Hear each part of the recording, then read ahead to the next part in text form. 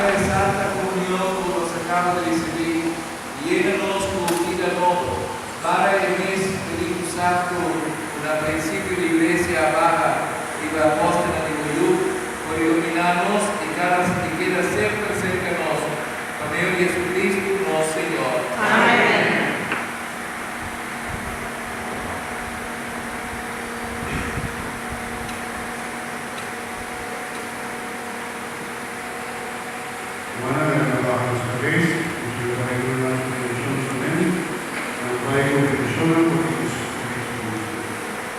Señor sea con vosotros.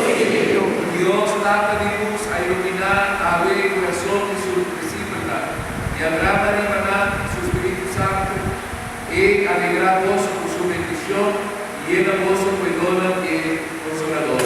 Amén. Madre Candela, Padre y Apóstola, por purificar vos corazón y purificar y iluminar vos con su luz. Amén. Dios inspirará gente de diferente idioma para proclamar en su fe. Y hace vos perseverar y llega vos con esperanza de vivir cara a cara.